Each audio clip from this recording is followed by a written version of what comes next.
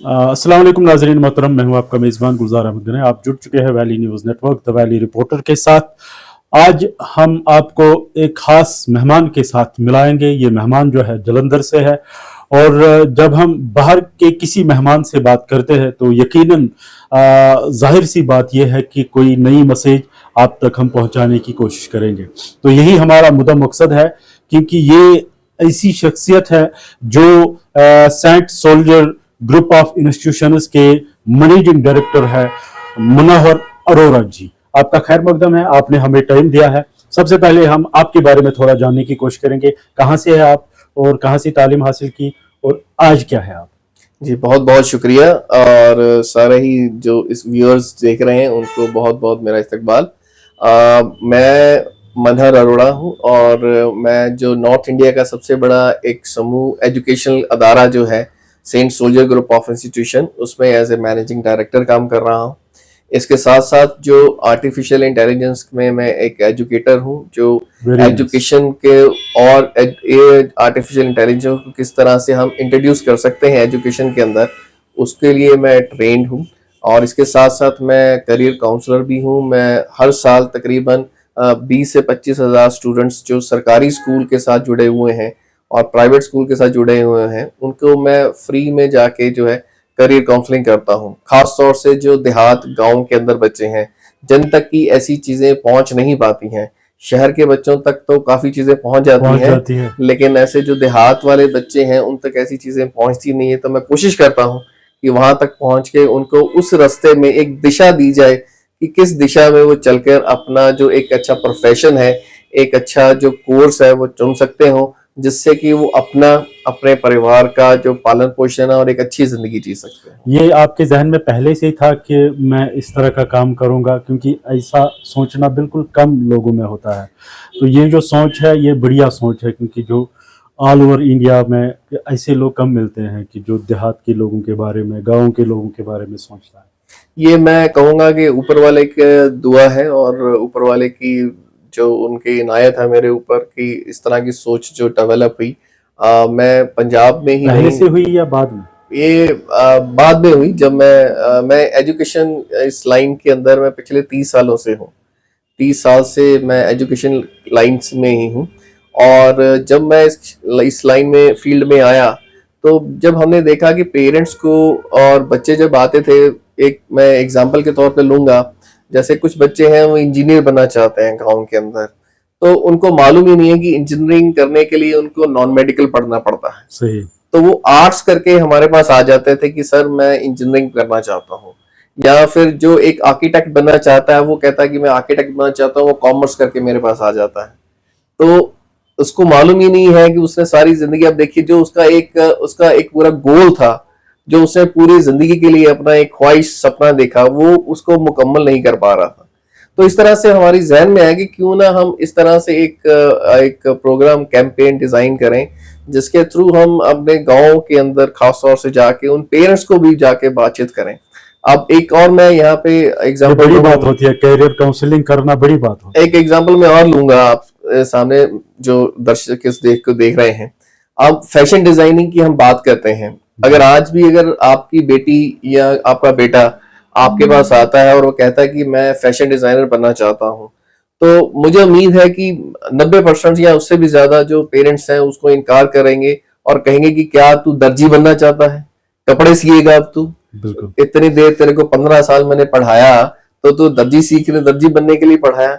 लेकिन अगर आप देखें, अगर आप बाजार में जाते हैं, अगर आप मुझे इस सवाल का जवाब दे दें, तो सबसे ज्यादा दुकानें आपको किस चीज की नजर आती हैं? कपड़े की नजर आती हैं। और कपड़े जब हम खरीदने जाते हैं तो उनसे क्या कहते हैं कि मुझे एक डिजाइनर जो है वो कुर्ता पजामा दिखाओ, डिजाइनर हो गया। तो वो काम कौन कर रहा है? वही दर्जी कर रहा है। डिजाइनर, फैशन डिजाइनर कर रहा है, जिसको हम आज दर्जी का नाम, पेरेंट्स के दिमाग में दर्जी है। लेकिन तो बात को निकालना जरूरी है। बिल्कुल। अगर आप होटल मैनेजमेंट की बात करते हैं तो पेरेंट्स के दिमाग में लगता है कि वो ढाबे पे काम करेगा या किसी जगह पे रोटी बनाना शुरू कर देगा। अगर आप देखते हैं आज के दिन के अंदर जैसे शेफ कंपटीशन होते हैं, यूट्यूब के अंदर आप खुद रेसिपीज ढूंढ के बनाते हैं, प्रोग्राम्स होते हैं। तो आप, अगर आप श्रीनगर की बात करें या मैं जम्मू कश्मीर की बात करता हूं, तो पूरा टूरिज्म सेक्टर जो है डेवलप्ड हुआ है। और कितने होटल्स हैं, उसको कौन चला रहा है? उसके वही लोग बीएससी होटल मैनेजमेंट, जिसने बीएससी होटल मैनेजमेंट किया वो चला रहा है। आपने इसमें ये 2 इन वाला ब्रोशर बनाया आपने, ये क्योंकि सरकारी सतह पे भी स्कोप है और प्राइवेट सतह पे भी स्कोप। जी जी जी। तो ये इस तरह का ब्रोशर बनाना ये तो बड़ी बात है, इसके बारे में बताएं। ये इसका ये शुरुआत हुई थी कि हम ये चाह रहे थे कि बच्चे की असली जो, अगर हमें फिर एक एग्जांपल के तौर पर, मैं हमेशा एक टीचर हूं तो एग्जांपल के तौर पे बात करता तो हूं। सही बात है। अगर आप +2 के किसी बच्चे से पूछते हैं तो वो 15 साल पढ़ाई कर चुका होता है अपनी, 12वीं तक जो पढ़ता है, 3 साल पहले 12, फिर 15 साल। अगर आप उससे पूछे तो तूने पढ़ाई क्यों की, तो शायद वो जवाब नहीं दे पाता। वो कहता है अच्छे मुस्तकबिल के लिए, अच्छे फ्यूचर के लिए। पेरेंट्स से भी पूछो कि मैं इसका फ्यूचर अच्छा देखना चाहता हूँ, लेकिन अल्टीमेटली चीज फ्यूचर अच्छा कब होता है? जब जेब में पैसे होते हैं। सही। तो हम अपनी रोजी रोटी कमाने के लिए पढ़ाई करते हैं ताकि मैं इज्जत के साथ पैसे कमा सकता हूँ। ये पढ़ाई करने का नजरिया है। सही सही। तो कोर्सेज ऐसे होने चाहिए जिसको करने के बाद आप इज्जत के साथ अपनी नौकरी कर सकते हो, या फिर खुद का अपना बिजनेस एस्टेब्लिश कर सकते हो, या फिर सरकारी जो अदारे हैं उसमें आप नौकरी कर सकते हो। बिल्कुल। और प्राइवेट इदारों में इस तरह के टेक्नीशियन जो है उनको जरूरत पड़ती है, जरूरत ज्यादा पड़ती है। अब आप देखिए सरकारी नौकरियां तो सीमित हैं, इतनी ज्यादा नहीं निकल पाती हैं। अगर मैं मानता हूं, अगर होटल्स भी की एग्जांपल लेता हूं, तो होटल प्राइवेट ज्यादा है, सरकारी कम है। अगर बिल्डिंग बनाने वाले आर्किटेक्ट जो है वो सरकारी कम है, प्राइवेट ज्यादा है। इंजीनियर्स अगर हम देखते हैं तो वो प्राइवेट ज्यादा है, सरकारी कम है। तो आप लॉ वकील आप देख लीजिए, सरकारी वकील जो होते हैं वो लिमिटेड होते हैं, लेकिन जो प्राइवेट में काम कर रहे हैं जज वो ज्यादा होता है। तो इसीलिए आपने इस तरह के कोर्सेज, इस तरह के Saint Soldier group of institutions ने इस तरह से कोर्सेज जो है वो डिजाइन करिए और डेवलप करिए कि जिसको करने के बाद जो स्टूडेंट है वो अपने आप को इज्जत के साथ अपनी जिंदगी जो है वो जी सकता हो। इसमें एक बात मैं देख रहा था, जो शेड्यूल ट्राइब है, शेड्यूल कास्ट लोग हैं, उनके लिए आपने शायद रियायत रखी है जी। क्या कहना चाहेंगे इस सवाल? मैं उसके लिए कहना चाहूंगा कि सरकार की तरफ से काफी स्कीम्स आती हैं, लेकिन वो जो लास्ट बेनिफिशियरी है उस तक कहीं भी वो नहीं पहुंच पाती हैं। तो हम ये चाहते हैं कि अगर कुछ सरकारी स्कीम्स ऐसी हैं और जिनको हम आगे लेके आ सकते हैं, कुछ हम सहयोग करें, कुछ सरकार सहयोग करे, तो जो बच्चा, अब मान लीजिए अब हम तो यहाँ पे शहरों में रह रहे हैं, जो बच्चा देहात में है, पहाड़ों में रहने वाला है, जहां तक अखबार भी मुझे लगता है कि 2 दिन के बाद पहुंचती होगी, तो उसको उस चीज की मालूमात इतनी नहीं होती है। तो उस बच्चे को पढ़ाई की ज्यादा जरूरत है। जहां पे डेवलपमेंट नहीं है, जहां पे विकास नहीं है, वहां के बच्चों को चाहिए। और वहां पे उन पेरेंट्स के पास शायद इतना पैसा नहीं होता है। और आज आप मेरे से भी सहमत होंगे कि पढ़ाई आज के दिन बहुत महंगी हो चुकी है। सही बात है। अगर आप भी पेरेंट हैं, मैं भी पेरेंट हूं, मैं जानता हूं, तो उन बच्चों को बिना पैसे लिए पढ़ाई की जरूरत है। सही। ये हम सबकी जिम्मेदारी है। भी बहुत सारा टैलेंट है, जो बहुत टैलेंट है, समाज में काम आ सकता है, और वो मुल्क में काम आ सकता है, मुल्क में ज्यादा काम आता है। और वो आप जब उन बच्चों से बात करेंगे, उनकी जहानत की बात करेंगे, ज़हीन काफी बहुत बहुत ज्यादा है, उनके पास आइडियाज हमसे बेहतर होते हैं। हमने अपने थोड़ा तराशने की जरूरत है। तो हम इसलिए Saint Soldier group of institutions ने जो वो फैसला लिया कि जो शेड्यूल ट्राइब और शेड्यूल कास्ट स्टूडेंट्स हैं, उनसे किसी भी किस्म की कोई भी फीस जो है वो नहीं ली जाएगी। तो ओवरऑल क्या इंफॉर्मेशन रहेगी अपने इस कॉलेज के हवाले से, और जो आपके साथ जुड़ना चाहेंगे उनके लिए क्या मैसेज?